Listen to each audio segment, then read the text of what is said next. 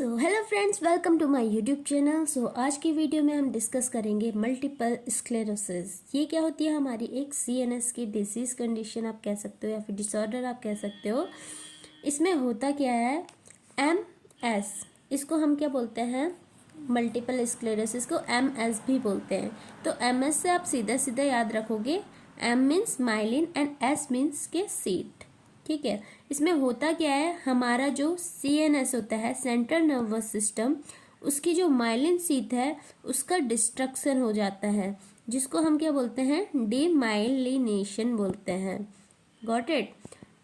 अब ये myelin seat का काम क्या होता है? माइलिन सीट, इसका एक तो ये हमारे जो सीएनएस उसको प्रोटेक्शन, इसको सुरक्षा प्रदान तो कर ही रही है, लेकिन इसका काम क्या होता है? नर्व इम्पल्सेस को एक न्यूरॉन से दूसरे न्यूरॉन में फटाफट के कर रहे हैं, ट्रांसफर करने का काम कर रही है।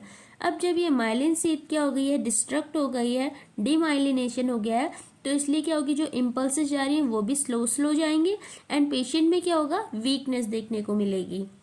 ठीक है। तो ये था आपका मल्टीपल स्क्लेरोसिस। आप एमएस से इसको याद रख सकते हो। माइलिन सीट का डिस्ट्रक्शन, वो भी कौन सी माइलिन सीट? जो हमारी सेंट्रल नर्वस सिस्टम, मतलब जो हमारे ब्रेन एंड स्पाइनल कॉर्ड में न्यूरॉन्स में माइलिन सीट होती है, उसका डिस्ट्रक्शन हो रहा है। इसको क्या बोलेंगे हम?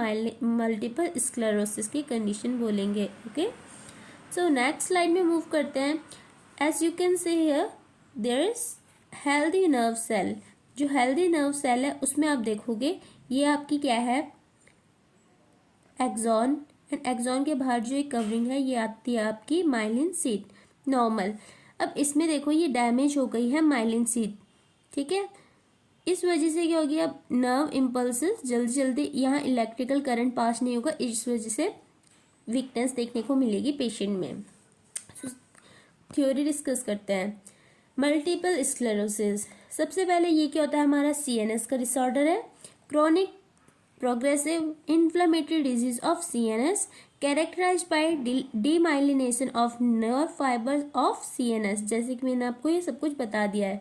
इम्पेयर्ड और slow down transmission of nerve impulses, जो हमारे नर्व इम्पल्सेस का ट्रांसमिशन होता है वो इम्पेयर्ड होता है, स्लो डाउन देखने को मिलता है, और क्या होती है? वीकनेस देखने को मिलती है। ठीक है। कॉजेस की बात करें तो फर्स्ट वन तो जो हमारा एक्चुअल जो कॉज है, एग्जैक्ट कॉज, वो तो आपका क्या है? अननोन है। लेकिन जेनेटिकली देखें तो ये हमारे फीमेल में ज़्यादा देखने को मिलता है। Due to any viral infection ये देखने को मिल सकता है। Auto immune response, auto immune response मतलब देखो जो हमारा माइलिन सीट होता है ना, वो हमारा बनाता कौन है? आपको पता है ये क्या होता है? हमारा central nervous system. Central nervous system की जो माइलिन सीट होती है उसको बनाने का काम होता है हमारा ओलिगोडेंड्रोसाइट सेल का। अब ऑटोइम्यून रिस्पॉन्स पे क्या हो रहा है? हमारी जो अपनी एंटीबॉडी है वो क्या हो रही है? हमारी ओलिगोडेंड्रोसाइट सेल्स को ही क्या कर रही है? डिस्ट्रक्ट कर रही है। इस वजह से क्या हो रहा है? डीमाइलिनेशन हो रहा है। इसलिए हम इसको क्या बोलते हैं? ऑटो इम्यून रिस्पॉन्स के इसको कॉज मानते हैं। या फिर पेशेंट क्या कर रहा है? उसके लाइफ में बहुत स्ट्रेस है, फैटिक है, इस वजह से देखने को मिल सकता है। And environmental factors like vitamin D के अगर पेशेंट में डेफिशिएंसी है तो उनमें भी यह एक कॉज है मल्टीपल स्क्लेरोसिस का। साइन एंड सिम्टम्स की बात करें, सेंसरी लॉस क्या क्या देखने को मिलेंगे पेशेंट में? पैरेस्थीसिया हो सकता है, टिंगलिंग और बर्निंग नमनेस देखने को मिल सकती है, ब्लर्ड विजन या फिर विजुअल डिस्टर्बेंस देखने को मिल सकता है, टिनाइटिस या फिर हियरिंग लॉस देखने को मिल सकता है, या फिर एबनॉर्मल टेस्ट एंड स्मेल इस पेशेंट में देखने को मिल सकती है। ये आपके सेंसरी लॉस देखने को मिलते हैं। मोटर लॉस की बात करें तो उसमें क्या होता है? डिप्लोपिया होता है। ये आपका क्या आता है? फर्स्ट साइन देखने को मिलता है। फर्स्ट साइन डिप्लोपिया मतलब डबल विजन देखने को मिलेगा। जैसे ये आपका क्या है? ये इमेज के अंदर ये आपका हाथ है, ये हमें नॉर्मल तो ऐसे देखने को मिलेगा, लेकिन उसमें क्या होगा? उसको यही वाली फिंगर यहाँ पे भी दिख रही है, यहाँ पे ऐसे अजीब से उसको डिप्लोपिया, डबल विजन देखने को मिल रहा है। टोसिस आपको मैंने इससे एक दूसरी वीडियो बनाई, उसमें ये सारे टर्म्स को डिस्कस किया है। टोसिस का मतलब होता है ड्रॉपिंग ऑफ आईलिड। आईलिड जो होती है पेशेंट की झुकी हुई रहेगी। ठीक है। देन आता है आपका निस्टैग्मस, अटैक्सिया, इम्बैलेंस देखने को मिलता है, पॉजिटिव रोमबर्ग साइन देखने को मिलेगा, एंड इसेंशियल ट्रीमर।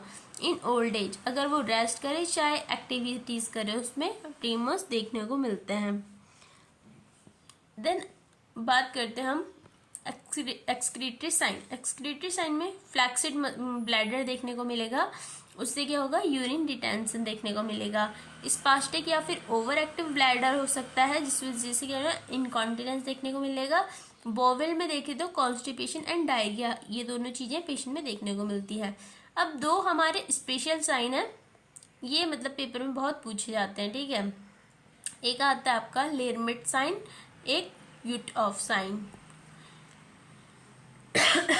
लेरमिट साइन क्या होता है, electrical flow radiating down spine और into limbs when flexion of neck. इसमें हम जब पेशेंट का नेक को फ्लैक्स करवाएंगे तो इलेक्ट्रिकल फ्लो जो होता है हमारा नीचे की तरफ, स्पाइन की तरफ, लिम्स की तरफ जाता है, ठीक है। इसको लेरमिट साइन कहते हैं।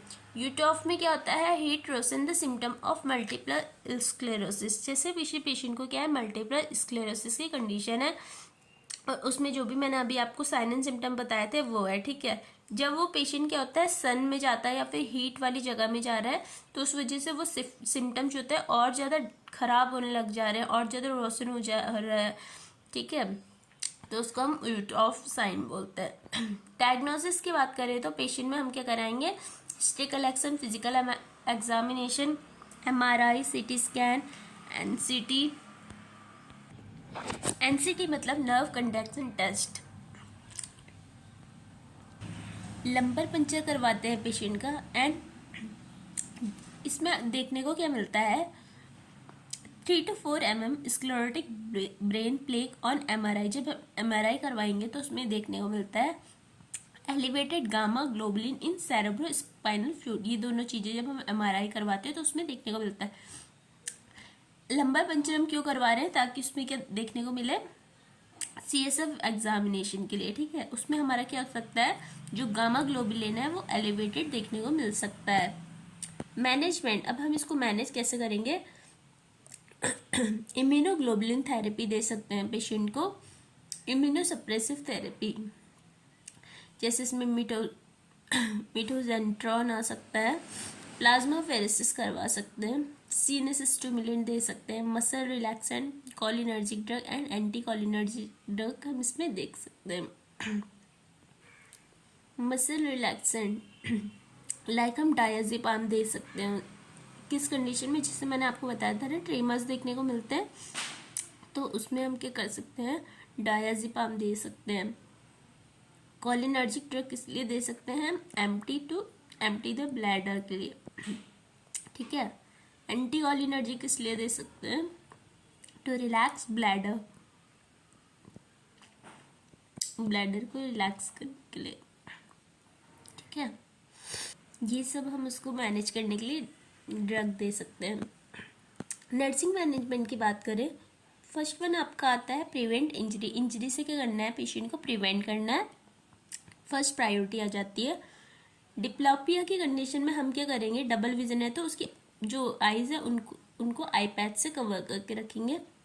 हमें पेशेंट को क्या करना है, हीट से अवॉइड करवाना है, क्योंकि उसमें जो उसकी सिम्टम्स है वो ज़्यादा खराब देखने को मिलते हैं, dehydration, stress, infection, over exertion, to prevent worsening the symptom.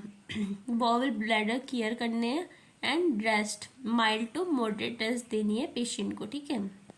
तो ये सब आपका नर्सिंग मैनेजमेंट के अंदर आ जाता है। Thank you so much. If you like this video please like, share and subscribe to my channel. Thank you.